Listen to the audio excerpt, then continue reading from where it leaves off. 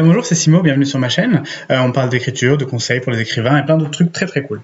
Dans ma dernière vidéo, je te donnais plusieurs astuces et plusieurs idées de posts pour ton compte Instagram en tant qu'écrivain. Donc c'est une vidéo qui a super bien marché, donc j'ai eu énormément de retours de plein de personnes, que ce soit sur YouTube ou sur Instagram. Donc encore une fois, merci beaucoup pour les retours. En fait, c'est un moyen en fait de savoir si les vidéos plaisent, si c'est pertinent ou pas. Donc encore une fois, merci. Il s'avère que dans cette vidéo-là, je demandais si ça vous intéressait une vidéo dans laquelle je parle de planification de posts.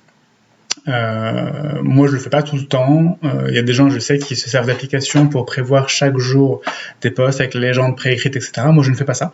Mais en tout cas, ce que je te propose de faire aujourd'hui, c'est en fait d'organiser la planification sur 30 jours de tes posts Instagram. Donc, on va faire ça ensemble. J'avais dit une demi-heure, mais je pense qu'on va faire quand même moins. Donc voilà. Pour commencer, je vais sur un fichier Word, Google Docs, ce que tu veux. Et en fait, je prévois plusieurs choses. Donc par exemple, je vais voir sur quelle plateforme est-ce que je vais me concentrer. C'est-à-dire que là, par exemple, c'est pour Instagram. Très bien. Mon plateforme Instagram. On peut prévoir la fréquence. Je sais qu'il y a des gens qui n'aiment pas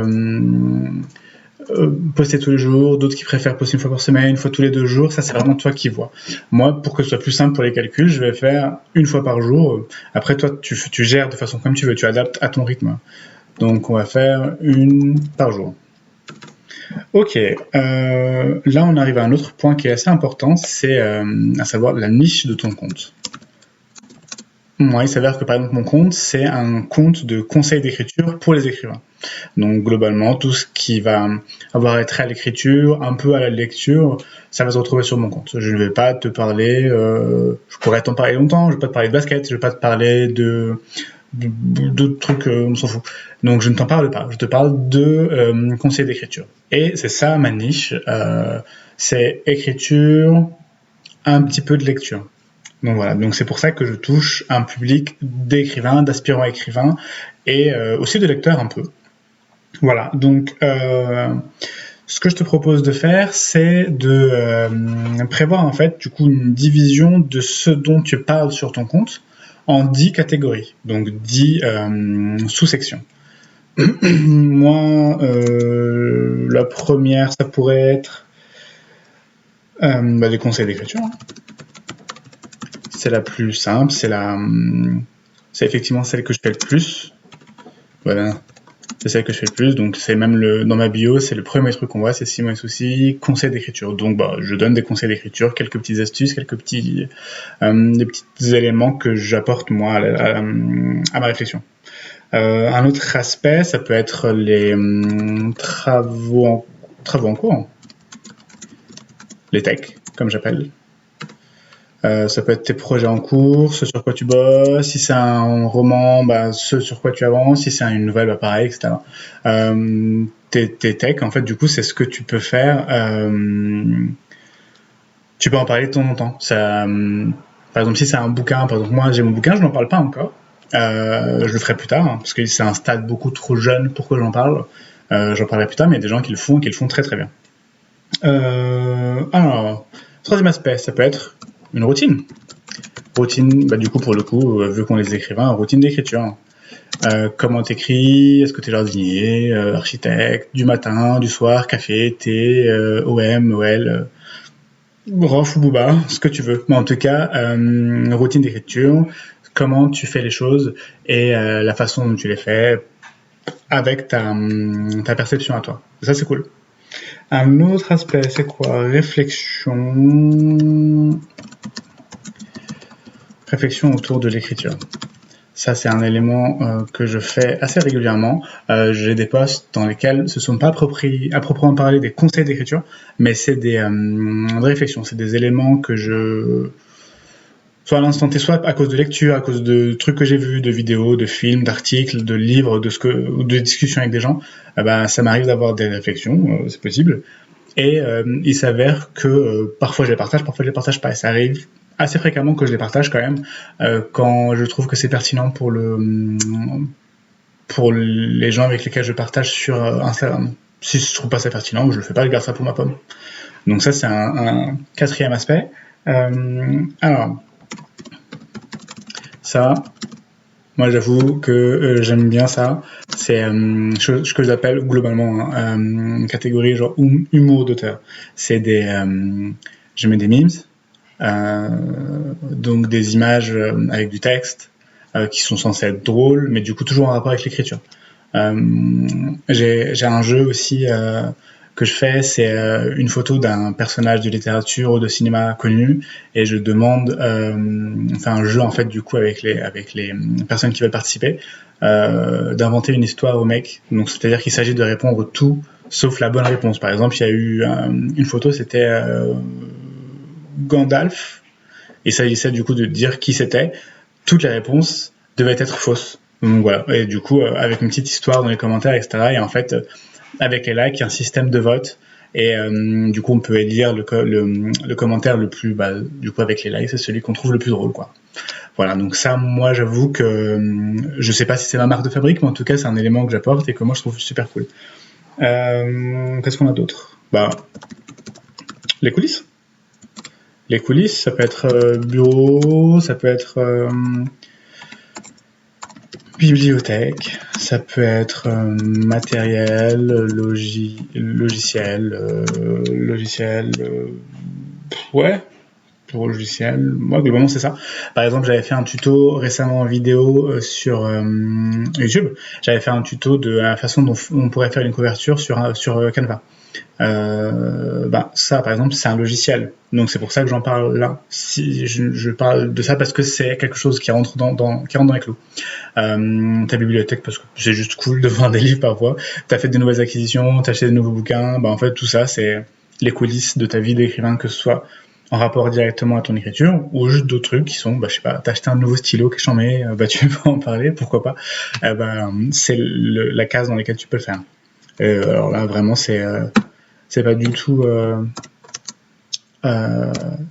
exhaustif comme truc. Un autre aspect, c'est les selfies. Une discipline dans laquelle je pêche beaucoup parce que j'en fais pas beaucoup. On voit ma pomme assez souvent, on voit ma pomme en story, on voit ma pomme sur YouTube. Il y a quelques posts, enfin du coup mes posts vignettes sur Instagram, il y a ma tête dessus. Mais bon, je sais par exemple que j'ai pas beaucoup de photos de moi sur Instagram. C'est un aspect sur lequel j'ai prévu de travailler dans un futur plus ou moins proche, je vais le faire. Mais moi je le fais pas, je suis pas un exemple là-dessus par rapport à ça, mais je sais que c'est super important à faire. C'est important pour que les gens puissent s'identifier, puissent se reconnaître, et puis surtout te reconnaître. Parce que du coup, en fait, t'es une personne, du coup on peut te reconnaître à travers ton texte, mais du coup si on cumule ça avec un visage, du coup on met des mots sur un visage, et il y a un capital sympathique qui peut grandir assez rapidement, je trouve. Et c'est vraiment... j'en ai parlé dans la vidéo de la semaine dernière, justement. Un de mes premiers conseils sur Instagram, c'était de montrer son visage ou pas. Et moi, je suis arrivé à la conclusion que oui, même si en théorie comme ça, j'aurais été réticent de le faire, mais bon, je suis arrivé à la conclusion que oui. Donc, parce que c'est pas pour toutes les raisons que je t'ai dit. Et voilà, donc raison 7, les selfies. À voir du coup si t'es plus ou moins à l'aise avec ça. Je sais qu'il y a beaucoup de personnes qui m'en parlent et qui me disent qu'ils sont pas à l'aise avec le fait de montrer leur visage. Je peux comprendre. Je dis juste que je trouve que ça aide non seulement à donner des idées, mais du coup à créer une identité encore plus forte à ton compte. Le 8e, qu'est-ce que c'est? Oui, les lectures. Lecture en cours. Et passer. Parce que les écrivains a priori ils écrivent, mais ils lisent aussi. Et en fait, c'est toujours bon à prendre d'avoir un coup de cœur, de parler d'un coup de cœur que tu as maintenant, d'un coup de cœur que tu as eu. C'est toujours cool et ça permet en plus de ça d'enrichir l'univers que tu proposes sur ton compte Instagram. Et ça c'est cool. Alors moi c'est pas mon cas ça. En cours. Je n'ai pas encore de romance sortie, du coup je ne parle pas de mon roman, mais par exemple si tu en as un, je disais qu'il fallait pas trop en parler. Là tu vas voir exactement la façon dont tu peux faire pour ne pas trop en parler, ne pas envahir les gens avec ton roman, faire en sorte qu'il soit présent sans envahir. Et ça, c'est plutôt cool. Si tu as un roman, effectivement, en fait, l'idée, c'est de le promouvoir. Il ne faut pas avoir honte de promouvoir ton bouquin, tu as bossé, il s'avère que si c'est ton objectif, il s'avère que tu vends un livre. Mais en fait, il faut vraiment pas y aller à reculons, il faut vraiment pas y aller du bout des doigts, et bah, tu le vends, il faut assumer le fait que tu vends ton bouquin, c'est un produit que tu vends, et que tu proposes. Les gens, tu ne les forces pas à l'acheter, si jamais ils venaient à l'acheter, si ça ne leur plaît pas, bah, ils ne vont pas l'acheter, si ça leur plaît, bah, ils vont l'acheter. Toi, du coup, il faut vraiment pas hésiter, je pense que c'est une conception un peu, je sais pas, c'est pas, j'allais dire hypocrite, c'est le mot qui vient, mais c'est pas ce que je veux dire. Bon, je veux dire dangereuse, pour pas trop me mouiller, mais en tout cas un peu dangereuse ou erronée de penser que du coup tu écris un livre, que tu mets en vente, et de ne pas vouloir le promouvoir. En fait, c'est-à-dire que du coup c'est la recette pour la non-réussite, cette histoire. Je pense vraiment, si tu as un projet, que tu as passé des heures et des heures et des heures à bosser sur ton bouquin, en fait, si tu le mets en vente, c'est pour qu'il se vende. Donc autant toi le vendre toi-même. Tu es la personne la mieux placée pour vendre ton livre. Voilà, je froissais personne, mais j'insiste sur ce point-là. Et pour mon cas, par exemple, là, j'ai pas de roman en cours, mais j'ai ma chaîne YouTube dont je parle assez de façon hebdomadaire, du coup, une vidéo tous les vendredis. On est vendredi, là, aujourd'hui, normalement, de ce que tu regardes. Donc voilà. Et là, ça nous fait, du coup, 10 catégories. Et ce que je fais, c'est qu'en fait, je vais prendre ces catégories-là, et en fait, si tu regardes bien, les 10 catégories se touchent un peu. Donc il y a des trucs qui se chevauchent un petit peu, les conseils d'écriture, ça peut être un peu rapproché des lectures en cours, ça peut être un peu rapproché de la routine, ça peut être un peu rapproché de coulisses, ou d'humour d'acteur, enfin d'auteur pour moi pour le coup. Et en fait c'est exactement le but. Le but c'est que ce soit des sujets qui se touchent. Il ne faut pas que chaque niche, chaque catégorie soit complètement hermétique à l'autre, il faut qu'elle soit proche pour qu'il y ait en fait un lien entre chaque post. Imagine ça comme une grosse toile dans laquelle tu attires des gens et des potentiels abonnés. Et en fait, il faut qu'ils se retrouvent. Alors, pas piégés dans cette toile, c'est peut-être pas la meilleure métaphore, mais en tout cas, attirés par ton compte et qui s'y retrouvent, qui comprennent ce qui est proposé. Et à ce moment-là, si ton contenu est de qualité, ils vont choisir de rester. Vu comme ça, c'est très, très, très, très simple, quoi. Voilà. Alors, du coup, ce que je te propose de faire, j'ai des petites notes, c'est pour ça que je regarde en bas à gauche. Non. Ok. Alors, moi, quand j'ai fait ça, donc, ce qu'on fait, c'est que du coup, vu qu'on a 10 niches, 10 catégories, 30 jours.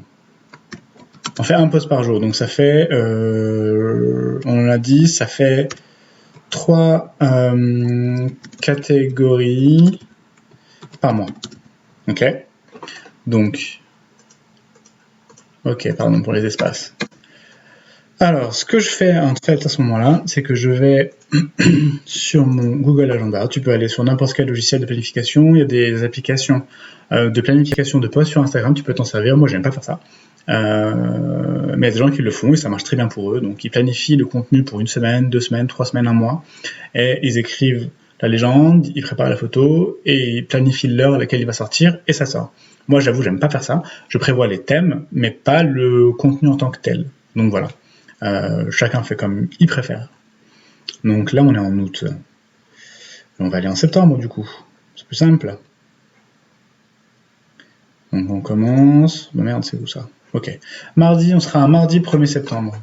Alors en fait, ce que je fais à chaque fois, c'est que je commence par YouTube. C'est pour moi le plus simple. Tous les vendredis, YouTube. Et là, je vais mettre... parce que je suis original, je vais mettre du rouge. Voilà. Et je vais dupliquer il y a combien de... Il y a un vendredi, 2 vendredis, 3 vendredis, 4 vendredis. Donc je vais dupliquer 3 fois. Pour en avoir un par vendredi du coup. Blam.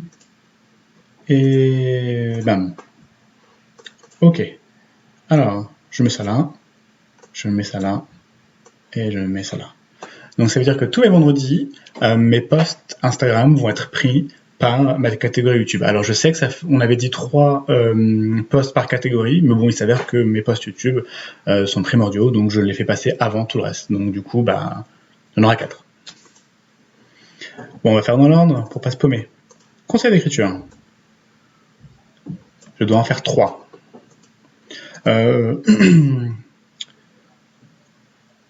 J'aime bien, moi, pardon, j'aime bien les espacer. L'idée, c'est, on a des catégories, ok, il faut en faire 3 par catégorie.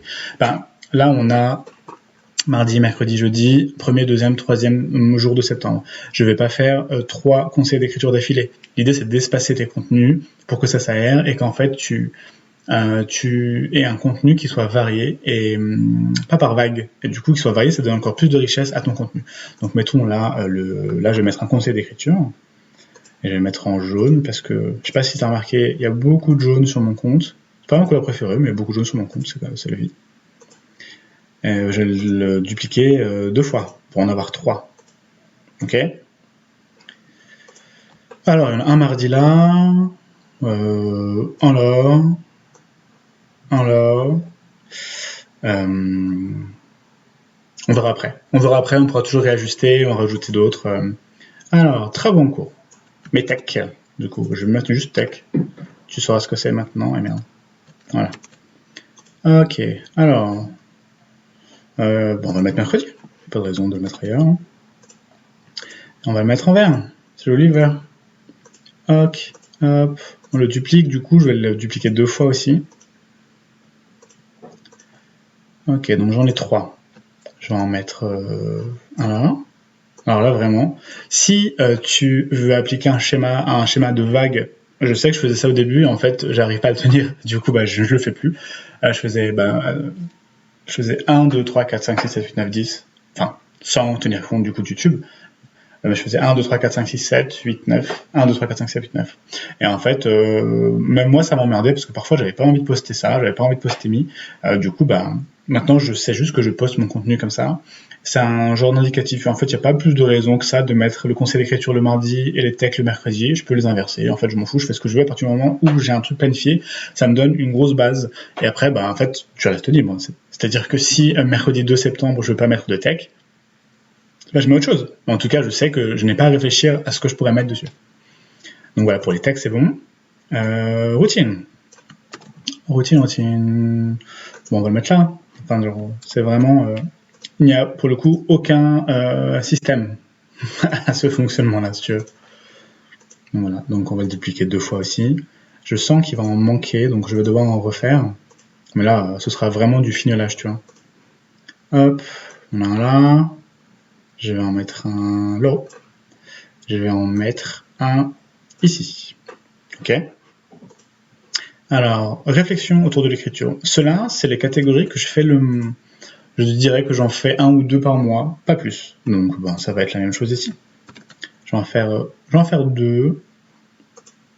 Et si jamais toi tu penses que tu peux en faire plus ou que tu as envie d'en faire plus, c'est toi qui gères. Ok, je vais en faire 2. Hop. C'est quand même... je ne peux pas passer ma vie à réfléchir. Hop, voilà, ils sont très espacés. Humour d'auteur. Alors là, c'est ma catégorie vraiment préférée, j'adore. Merde, il est samedi là. Humour d'auteur. Généralement, je fais ça le week-end. Je sais pas si tu as remarqué. Je fais ça le week-end parce que je me dis que... alors bon, je sais qu'il y a des gens qui écrivent, mais j'aime bien faire ça le week-end parce que je me dis que les gens sont plus dispo et ont plus de temps pour se détendre, du coup.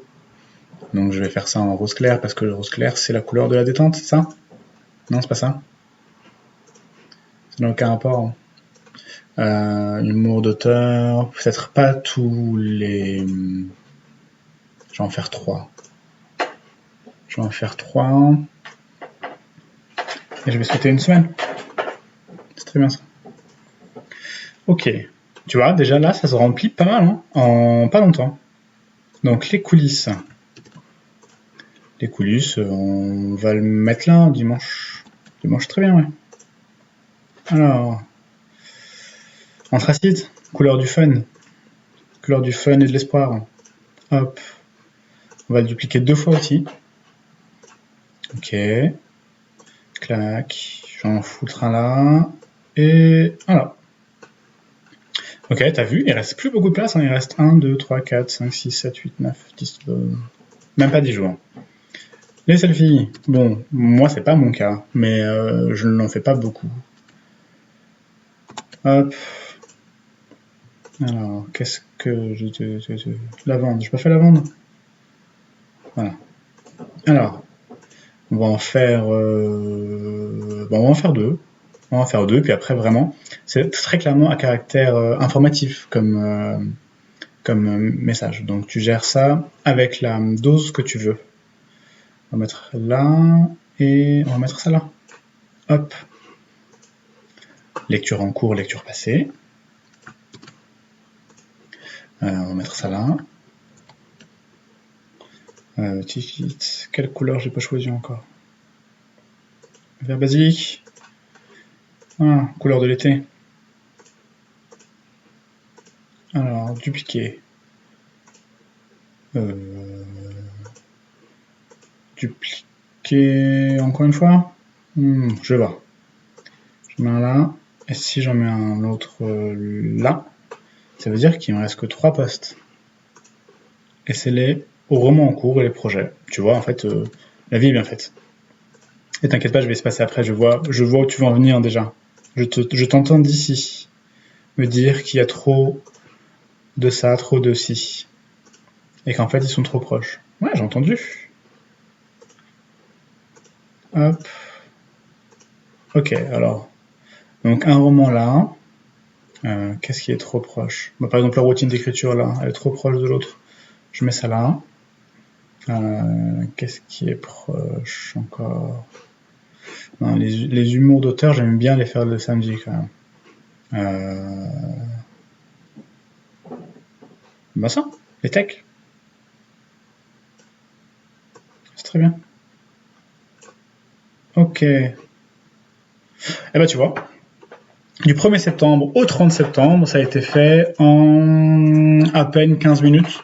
Alors, effectivement, ce ne sont pas les contenus à proprement parler. Par contre, savoir que tu as tout ça de planifié, en fait, c'est tellement libérateur. Moi, j'ai ça, du coup, je peux le retrouver sur mon téléphone. Normalement. Si j'actualise, ça reste là. Je peux même te montrer en temps réel. Et en fait, c'est ça qui rend super pratique le fait de le faire sur Google Agenda ou sur autre chose. Mais attends, mon agenda, c'est où ça? Merde. J'ai pas d'agenda. Bon, ben, j'ai dû le virer. Ah, c'est là. Pardon. Alors, donc, eh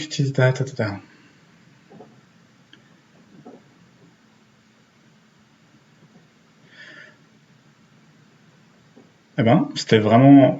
Ça se voit que c'était pas prévu ou pas cette histoire? Bon, je te montrerai après.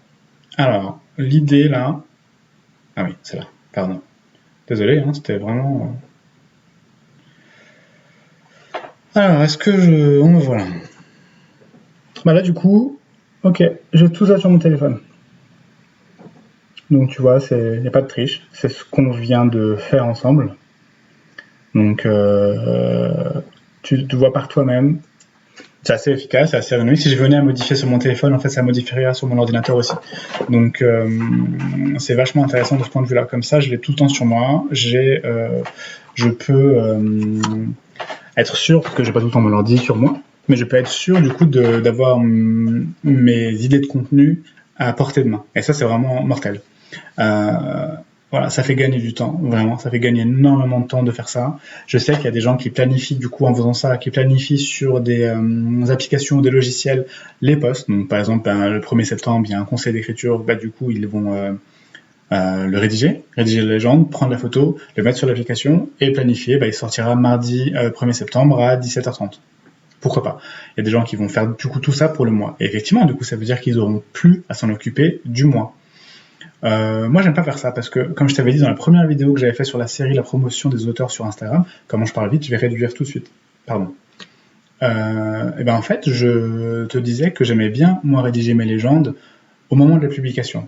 Pourquoi? Parce que j'ai envie que ma réflexion soit fraîche, et comme ça, en fait, quand j'interagis dans les commentaires qui suivent la publication de mon post, ben ma réflexion est fraîche, je sais exactement de quoi je parle, je sais pourquoi je le dis, et je sais du coup exactement ce dont me parlent les personnes qui vont commenter et qui vont s'interroger soit donner leur avis, soit être d'accord, soit pas être d'accord. Et en fait, si moi, ma réflexion, elle est émoussée, je vais vraiment pas être très utile, très efficace dans la réponse aux commentaires. Du coup, moi, j'aime bien que ce soit vivace. Et du coup, c'est pour ça que j'écris mes légendes juste au moment du post.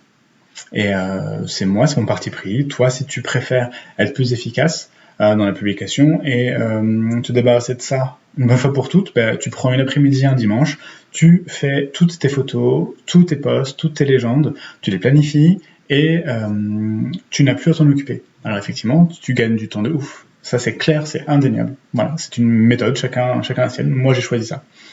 Euh, voilà, je pense qu'on a répondu à l'objectif. Ça fait 25 minutes qu'on enregistre au total. On a dû passer 20 minutes à planifier.